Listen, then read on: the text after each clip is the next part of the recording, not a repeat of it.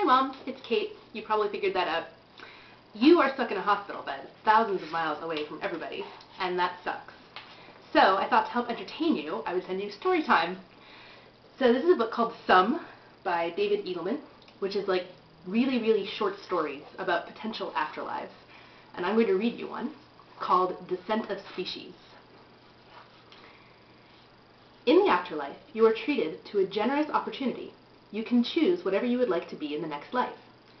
Would you like to be a member of the opposite sex, born into royalty, a philosopher with bottomless profundity, a soldier facing triumphant battles? But perhaps you've just returned here from a hard life. Perhaps you were tortured by the enormity of the decisions and responsibilities that surrounded you.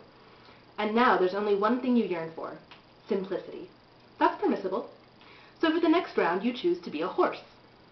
You covet the bliss of that simple life, afternoons of grazing in grassy fields, the handsome angles of your skeleton and the prominence of your muscles, the peace of the slow-flicking tail, or the steam rifling through your nostrils as you lope across snow-blanketed plains. You announce your decision. Incantations are muttered, a wand is waved, and your body begins to metamorphose into a horse.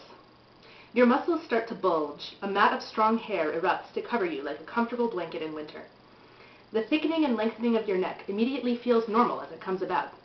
Your carotid arteries grow in diameter, your fingers blend hoofward, your knees stiffen, your hips strengthen, and meanwhile, as your skull lengthens into its new shape, your brain races in its changes. Your cortex retreats as your cerebellum grows, your homunculus melts man to horse, neurons redirect, synapses unplug and replug on their way to equestrian patterns, and your dream of understanding what it is like to be a horse gallops toward you from the distance. Your concern about human affairs begins to slip away, your cynicism about human behavior melts, and even your human way of thinking begins to drift away from you. Suddenly, for just a moment, you are aware of the problem you overlooked. The more you become a horse, the more you forget the original wish. You forget what it is like to be a human, wondering what it was like to be a horse. This moment of lucidity does not last long, but it serves as the punishment for your sins.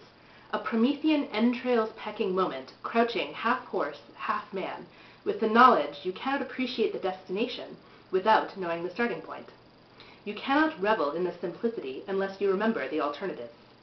And that's not the worst of your revelation. You realize that the next time you return here, with your thick horse brain, you won't have the capacity to ask to become a human again. You won't understand what a human is.